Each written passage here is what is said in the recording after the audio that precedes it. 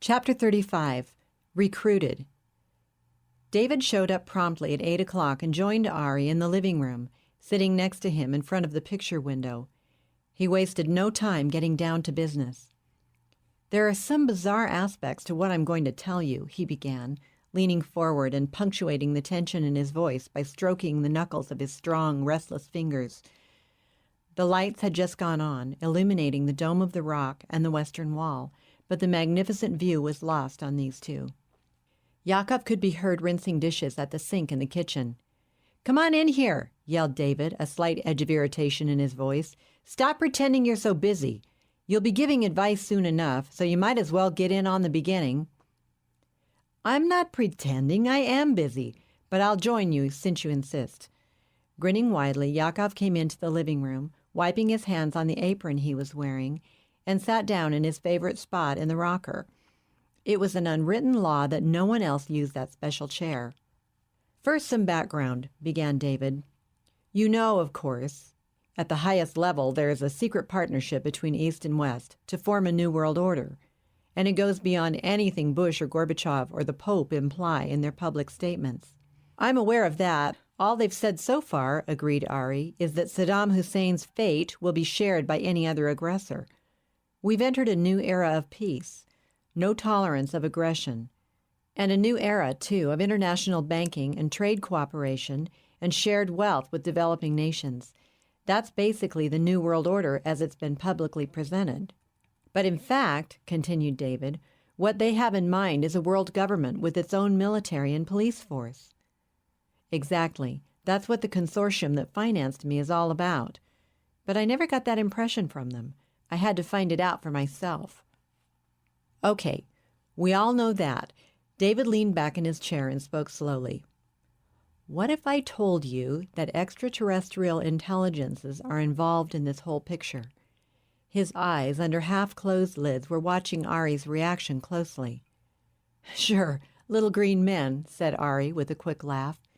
"He can't be referring to the 9, or is he? How could he know about them? I can't ask him. I've been sworn to secrecy." "No, I'm serious," said David without changing his position or relaxing his veiled gaze. "Do you have a problem with that?" "Well, I thoroughly infiltrated the group that financed me, and nothing like this ever came to my attention." "It's not known at that level. This is the CIA's most closely guarded secret. We think it's being kept from President Bush. At least he doesn't know the full extent of ETI involvement."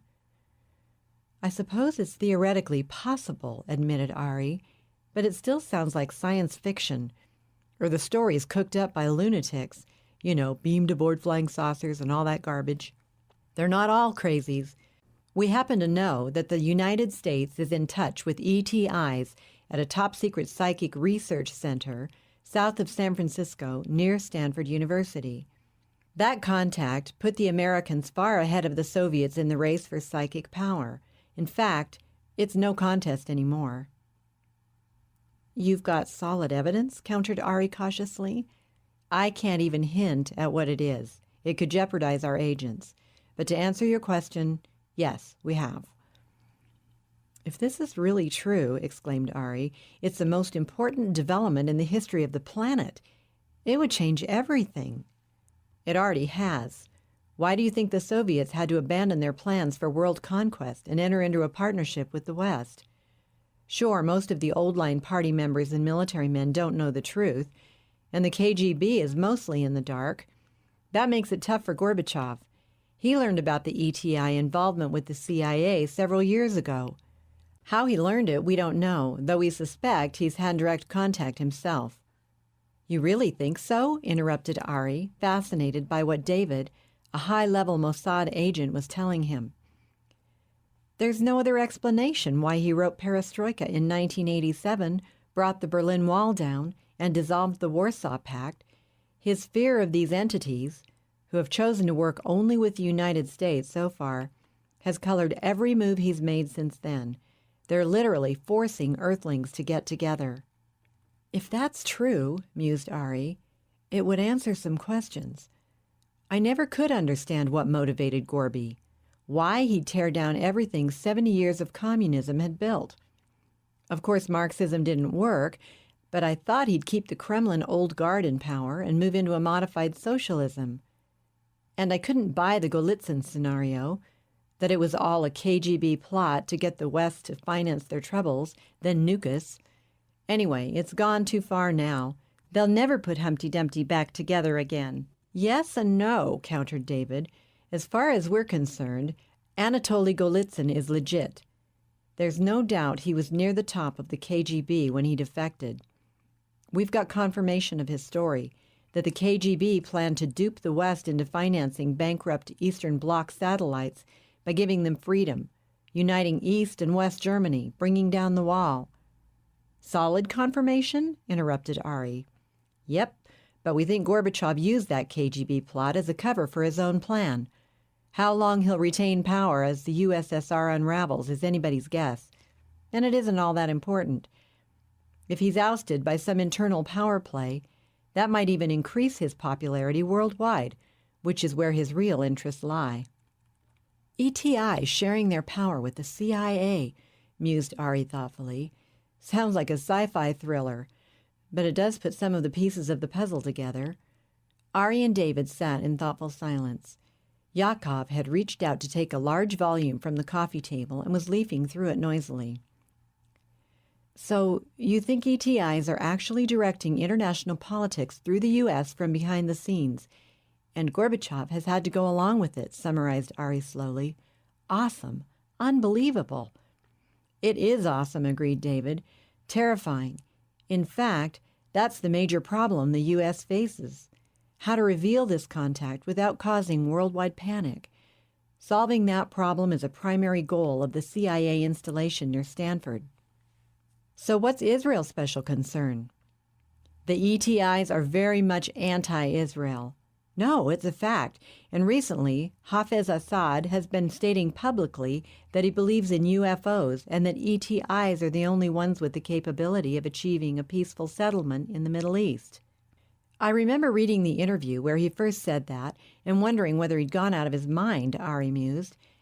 Is it possible that the same ETIs that the CIA is in touch with have made contact with Syria and perhaps other Muslim countries? We don't know, admitted David, but these statements that Assad's been making in interviews with the international media are giving us fits. Maybe it's just a personal opinion, another one of the kooky ideas that grows out of being president of Syria, Ari remarked.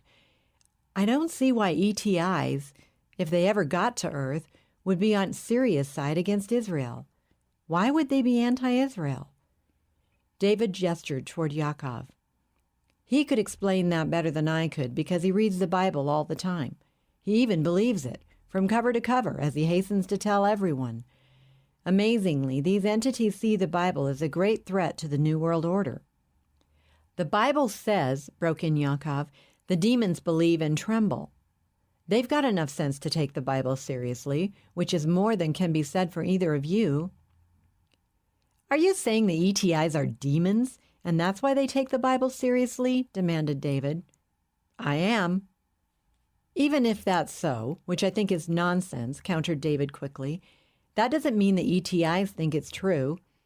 I'd agree that the ETIs take the Bible seriously, but only because nearly 2 billion people believe it. Millions of people accept the fable that the Jews are God's chosen people, and that's what concerns the ETIs, or Gorbachev, or the Pope, or anyone else interested in forming a new world order.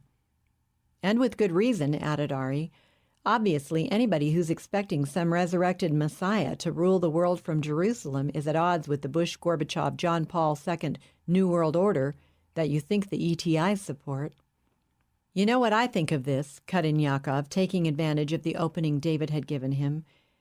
There are no created beings outside this planet except angels or demons. Angels don't pose as ETIs, but it would be an ideal cover for demons. That's who the U.S. is dealing with, and the whole world is going to fall into the trap. David winked at Ari. We humor him when he talks nonsense, because in the next breath he'll come up with something brilliant. Ari gave Yakov an incredulous stare. You're saying there couldn't be highly evolved humanoid creatures on even one of the billions of planets in the universe? that must be orbiting around suns similar to our own? Come on, old man. It's the only reasonable conclusion based on the facts, replied Yakov unhesitatingly. The same Torah that gives us the only sensible explanation for Jewish uniqueness and persecution throughout history says that God created man. I can believe that, but I can't believe that life and intelligence evolved from a big bang of energy. Pure chance could never, not in trillions of years, produce even one living cell, much less the human body and brain, much less individual personalities and abstract concepts such as beauty, truth, and justice. You don't get an encyclopedia from an explosion in a print shop. Evolution is a myth. Only an infinite designer could produce the intricately designed organisms living on this earth. There was passion in his voice. Okay, countered Ari, suppose your God created life on this planet. Why couldn't he have done it on some other planets? And why couldn't such creatures have developed a technology for visiting Earth, just as we've been able to visit the moon? David rose abruptly from his chair, went over to stand in front of the window, and stared sullenly into the night. Obviously, he hadn't suspected Yakov would take this tack, and he didn't want any part of such a discussion. Motioning to Ari to ignore David, Yakov continued, Creatures anywhere in the universe with the power of choice would rebel against their creator, just as we've done. God doesn't have to experiment by creating human-like beings on other planets to see what would happen. He already knows. According to the Bible, this planet is unique, the focus of God's battle with Satan for control of the universe. There's no hint that similar creatures live on other planets. You can convert him when I'm not here, grumbled David impatiently, turning around to face Ari and Yakov. My time's limited, and I stopped by tonight with a specific purpose in mind. Can we get on with it? Go ahead, said Yakov in a voice edged with misgiving. Recruit Ari. I'm not stopping you. But I just want him, and you too, to know what you're going to be up against on this particular project. Let's forget the ETIs for a minute, continued David. We'll come back to that later. Would you be uncomfortable working for Israeli intelligence? The Mossad? Asked Ari, wanting to be precise. That's a word we don't speak here in Israel because it doesn't exist, countered David quickly. Let's call it the office. Ari thought for a minute. I don't mind working for the office, he said at last, but it depends upon what you want. We need information, the kind that doesn't come over the wires at the post. I hope you don't mean the data I gathered on the consortium, said Ari warily. We settled that. Of course not. Something else, and perhaps even more important in the long run. I don't see that I'm in a position to gather any information. I thought that was a specialty of that unmentionable organization. David laughed. How do you think we get our intelligence? We have very few highly trained officers. We call them katzas. But we have thousands of unpaid volunteers, Sayanim, around the world. They're our lifeblood. You can see why. I doubt that we've got 1,500 employees on the payroll in the entire world, including secretaries and janitors. Compare that with 25,000 just at the CIA's Langley headquarters and 250,000 KGB employees worldwide. So we have to rely heavily on volunteers. You'd simply pass along certain information. We'll teach you how to gather and transmit it. I can't travel abroad, responded Ari pessimistically. What information can I pick up for you here in Israel? You'll be traveling, said David matter-of-factly. I've already cleared that. Just before coming to Israel, you had contact in Paris with a former student, Carla Bertelli. Is that right? What about her? Ari asked uneasily. Could they possibly know about the exchange of purses? The data I gave her? We want you to write to her. Phoning would be too pushy. Let her know where you are, that you're writing for the Post. That should interest her and cultivate her friendship. Why get in touch with her? Ari's suspicions were aroused once again. This didn't look good. She's involved in that CIA psychic research lab near Stanford where they're in touch with ETIs. Carla is? She told me she was reporting on psychic research, but I had no idea she'd hit the jackpot. Of course she wouldn't tell you, but she's in this up to her eyeballs. If you play the game right, she'll pass on the information we need. We'll give you plenty of help." Ari was breathing a bit easier now. "So that's where I come in, my connection to Carla." "Okay, I'll do my best. What are my orders?" David turned back to the window and stared into the distance in silence. "There's more to it than that," he said at last without turning around. "But I can't explain that right now. Your immediate goal is to get an invitation to visit her." "In the States?" "In California, at the Psychic Research Center. The first step, of course, is to get back in touch and renew your friendship. Write to her today. Let me know how it goes."